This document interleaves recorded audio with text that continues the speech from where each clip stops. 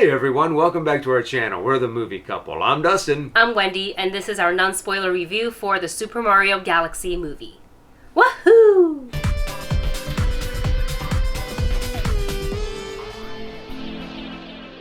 Mario, Luigi, and Princess Peach embark on a new adventure across the galaxy. Now, if you have been watching this channel, you know that we've been doing reactions for the Super Mario Galaxy movie with, I think, the teaser trailer and the official trailer or the final trailer. I think we only did two. But either way, we had a lot of fun seeing, the animated form of Mario and friends and going to get to see them on screen again. And this time I was extra excited because not only because we get to see Yoshi as a part of the adventuring party, we will also get to see Rosalina, who I have always loved, even in the video games, getting to play as Rosalina has always been so fun. So I was excited just to see more characters get added to this expansive world. And I had a great time with the movie. Yeah, and honestly, that's one of the reasons that you go into this movie, is for the nostalgia, is for all the fan service that they do. And it looked like they were going to bump it up a notch in this one. And I was excited, once again, to see Yoshi, to see the cool adventure that they're going to go on. And, of course, going into a movie like this, you really didn't have, super high expectations of deep emotional connection, or what is that called? Story development across the characters. You just want to go and have fun and catch as many Easter eggs as you can catch, or Yoshi eggs, throughout this entire movie, because there are a ton of them. It feels like they really dialed that up even more from the previous film. To the point where I almost argue it felt like, I enjoyed every single, with that said, I enjoyed every single one of them, but I felt like it was a little bit too much, that it's gonna get to the point, and I think maybe for the general audience, where they're gonna feel a little bit left out, and I do worry about that. And I know Mario, the video game, the IP and everything is so well known that how is it possible that some people don't know about Mario, but I feel like those people exist. Yeah. And I do, think about it from their perspective, and are they going to go into this movie and feel, even if they've seen the first one, are they going to feel a little bit left in the dust, a little bit confused with some of these characters, when the audience is going crazy over certain Easter eggs and cameos? They're kind of like, well, I don't get it. Yeah. I can see that. But here's the other side of this coin, too. I know that there was a kid in there who absolutely has no clue about any of these Easter eggs. He's too young. He was super little. But yeah, even though you don't get the Easter eggs and laugh at some of the things that a lot of the other people are laughing at or cheering for something that you see, it's still something that's fun. It's still something that's cool to see. And I think even though you may not get the joke, you're still in on the excitement. Let's talk about the story for Super Mario Galaxy, the movie. So there are a few storylines that you are following in this one. The first one, I would say, Bowser Jr. and his goal of getting his dad back. And then there is the other one that we really don't get to see the trailer, and that is a little bit more of an expansion on Peach's lore within the cinematic world. We were kind of talking about this on the drive home, and it's what is Peach's lore? And I don't really know if I haven't played all the games, right? So I don't know if her lore has been, explained in some of the other games. I definitely have missed them, but I know her as kind of obviously main character. In the 8-bit stuff, she's always the one that's having to be rescued, but in other things, she's quite, you can play as Princess Peach and Smash Brothers or whatever. Brothers too. So I do like that in the cinematic world of it, they kind of opened up her lore a little bit more, and I feel at some point in the movie, what was the point of the story? It started to get away from us until the very end. I felt like that middle piece for me. Yeah. I was like, well, there was a lot of stuff happening, but nothing that really served the main storyline, but things that were cool for the fans that were coming to see this. Yeah, and kind of, okay, how can we make this happen so at the end we get this to happen? Oh, it doesn't quite fit. Just kind of fit it together. You kind of get this cram it together kind of like, oh wow, hey, everything just conveniently worked out and they're now, all of our heroes are in the same place. Yeah. So I feel like, yes, when it comes to things like that, this movie does have a lot of weak spots,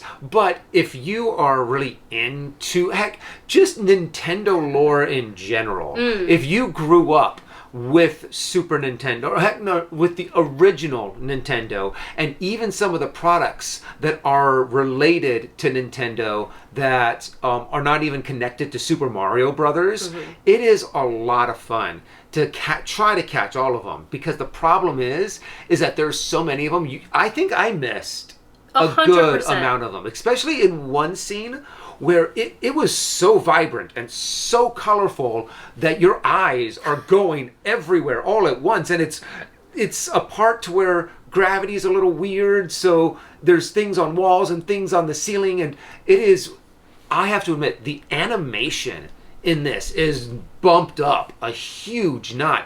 I love the color. I loved just the vibrancy and the crispness, and also the fact that they changed animation style a couple of times. There was one time that I feel like it was kind of live action when they were doing kind of the puppet stuff. Oh, yeah. What I'm talking, you know what I'm... Yeah, okay, yeah. There's a puppet type of, I don't want to give it away. There's a puppet type thing.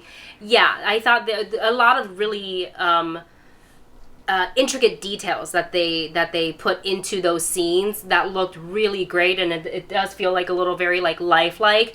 There's some integration with as far as like paying homage to the source material, the video games, the 8-bit stuff, the stage levels, all those things. I thought they really knocked it out of the park. I thought they did it well in the first film, and like that Dustin said, they really kicked it up a notch with the second one. So all of that, like Easter egg cameos, all the things that you'll recognize as fans, they like, I would say 10 out of those. Yeah. I would say story and pacing for this one is a little bit tighter than the first one. Yeah, I will say, but the story in the Super Mario Brothers movie, I thought was better. It was better written.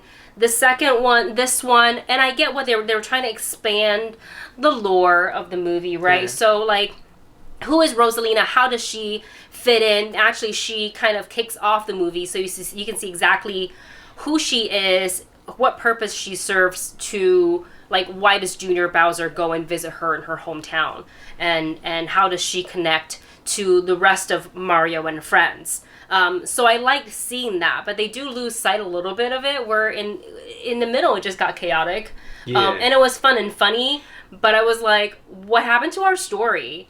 Yeah, that's going to be something that I'm a little curious about myself. Is honestly, the first time I'm watching this, I loved it. I thought I had so much fun, so many Easter eggs, so many cool little surprises, because there are some things that I did not know about that they've apparently put out and publicized, but I missed. Completely went over my head, never saw it. Which was a great thing to see his reaction in theaters, because I was so excited when I saw it. Up and like all day today, I was like, I saw, and I'm not even going to say it in this review, but I saw the reveal poster of a certain thing that's going to be in the movie, and I was like, I don't think I'm going to bring it up to Dustin unless he brings it up to me. And he hadn't said anything, and I was like, maybe he didn't see it.